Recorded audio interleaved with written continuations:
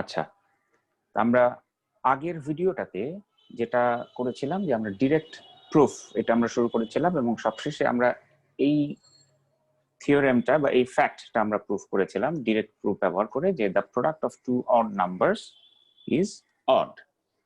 আজকে আমরা আরেকটু কন্টিনিউ করব এবং আমরা আসলে ডিভিজিবিলিটি এই জিনিসটা নিয়ে আজকে একটু কথা বলা শুরু করব।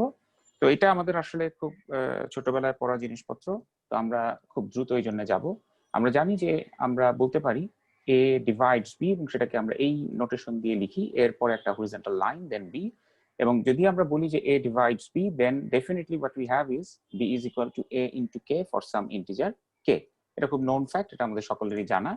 সো আমরা এই ধরনের एग्जांपल অনেক বলতে পারি যে 5 divides 15 because 15 is a 15 is equal to 3 into 5.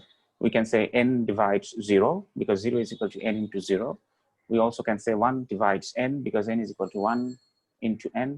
And we also can say, of course, n divides n itself because n is equal to n into 1. So প্রাইমের যে কনসেপ্ট সেটাও আমরা সবাই জানি, এটা আমরা আগেও একটা বা একাধিক প্রুফও আমরা দেখেছি এবং নোটেশনগুলো আমরা শিখেছি যে number p greater than 1 with no positive integer divisors other than 1 and itself is called a prime, right? এবং every other number greater than 1 that is not a prime is called a composite number. যেমন আমরা এগুলো জানি যে 2 3 5 7 11 13 these are prime and there are infinitely prime numbers. আর আমরা জানি যে 4 6 8 9 these are composite numbers এবং composite number আমাদের ইনফাইনাইট সংখ্যক আছে। তো আমরা কিছু সিম্পল ডিভিজিবিলিটি ফ্যাক্টস দেখবো, এগুলো সব আমাদের জানা, কিন্তু আমাদের যেটা আজকে আমরা করার চেষ্টা করব সেটা হচ্ছে কি যে ডিরেক্ট প্রুফ মেথড ব্যবহার করে আমরা এই ফ্যাক্টগুলো ফর্মালি প্রুফ করার চেষ্টা করব। আসলে কনসেপ্ট খুবই সিম্পল ফ্যাক্টস এবং খুবই সিম্পল কনসেপ্ট। সুতরাং আমাদের যেটা খালি এখান থেকে শিক্ষণীয় সেটা হচ্ছে ফর্মালি আমরা কিভাবে এই প্রুফটা করতে পারি with the help of direct proof methods. So the first fact is if a divides b then a divides bc for all c. আমরা জানি এটা ট্রু অবশ্যই। The second fact is if a divides b and b divides c then a also divides c. The third fact is that if a divides b and a divides c then we must have that a divides sb plus tc, and this is true for all s and t. And the fourth fact এখানে একটা আমরা equivalence নিয়ে আসছি, আগেরগুলো সবকটা কিন্তু implication. So ইকুইভ্যালেন্সে কি আমরা বলছি যে for all c not equal to 0 a divides b if and only if ca divides cb. তো আমাদের আগের ক্লাসগুলোতে যেগুলো আমরা অফলাইনে নিতে পেরেছিলাম সেখানে তোমাদের নিশ্চয়ই মনে আছে যে আমরা ইফ এন্ড অনলি ইফটাকে অনেকবার আলাপ করেছি। দিস ইজ ইকুইভ্যালেন্স, এখানে আসলে দুটো ইমপ্লিকেশন আছে। So in some sense what we could say is if a divides b then CA divides CB, and at the same time, if CA divides CB, then A divides B, right? So আমরা এই প্রত্যেকটা fact এখন খুব formally proof করার চেষ্টা করব। Simple, very simple. So proof of 1 যদি আমরা বলি, so we will start with the hypothesis. We are working with the direct proof methods. So we will start with the hypothesis and then we will use some algebraic manipulation and then we will show that the conclusion follows. এবং সব ক্ষেত্রে আমরা এই ডিভিশনের ডেফিনিশনটা ব্যবহার করব। So আমরা শুরু করতেছি হাইপোথিসিসটাকে ট্রু ধরে, that is a divides b। তাহলে আমরা বলতে পারি যে b is equal to a into k for some integer k. From that আমরা দুই দিকে c দিয়ে গুণ দিয়ে দিলাম, তাহলে কি দাঁড়ালো bc is equal to a c k, and this basically means bc divides a by definition, right? So sorry, a divides bc by definition. So this is the first proof, very simple and very easy, only we are trying to do it in a formal way and we are doing it using the direct proof methods. আবার মনে করাই দিই direct proof methods টা কি, we assume the hypothesis, এটা হচ্ছে আমাদের hypothesis আর এটা হচ্ছে আমাদের conclusion। আমার মাউসটা খেয়াল করো, এটা হচ্ছে আমাদের conclusion। So we start with the hypothesis, assuming that the hypothesis is true, then we do some algebraic manipulation and then we show that the conclusion follows. এটা হচ্ছে আমাদের direct proof.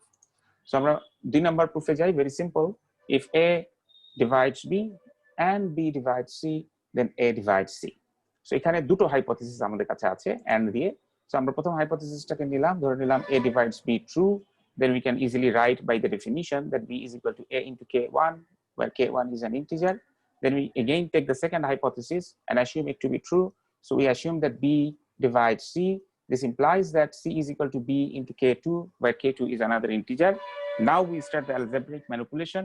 আমরা কি করলাম, এখান থেকে b কে আমরা রিপ্লেস করে দিলাম, because b is equal to ak1, we replace it by ak1, and then we get c is equal to a into k1 into k2. k1 into k2 is an integer, so basically we can straight away, using the definition, conclude that a divides c. So again, we start with the hypothesis, and with some algebraic manipulation we reach the conclusion. So this is the direct proof method. Third যেটা, সেটা যদি আমরা আবার একটু দেখি, এখানেও আমাদের দুটো হাইপোথিসিস আছে। এই দুটো হাইপোথিসিস প্রথমে আমরা নিয়ে নিলাম, ট্রু ধরে নিলাম এবং ডেফিনিশনটাকে ব্যবহার করলাম। So we have b equal to a into k1 and c equal to a into k2। এখন আমরা কনক্লুশনটাকে নিয়ে কাজ করব। সো কনক্লুশনে sb প্লাস pc কে নিয়ে আমরা আগালাম। b এর জায়গায় ak1 এবং c এর জায়গায় ak2 আমরা বসিয়ে দিলাম। এখন আমরা যদি a কে কমন নেই, we get a summation of two integers. So this is also an integer. সুতরাং আমরা সহজেই বলে দিতে পারি, we can conclude that a divides this quantity, right? So a divides sb plus tc. তার মানে 3 number প্রুফটাও আমরা একইভাবে করলাম। We assume the hypothesis to be true and we reach the conclusion. Again, this is called the direct proof method. The final fact that we are going to prove is equivalence.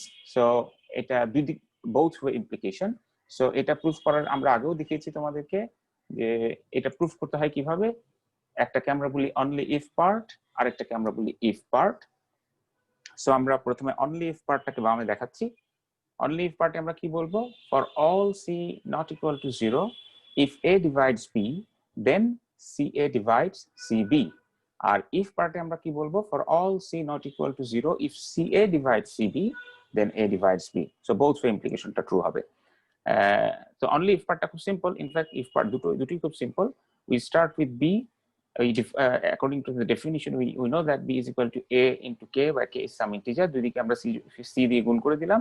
So straight away আমরা বুঝে ফেললাম যে আসলে ca divides cb।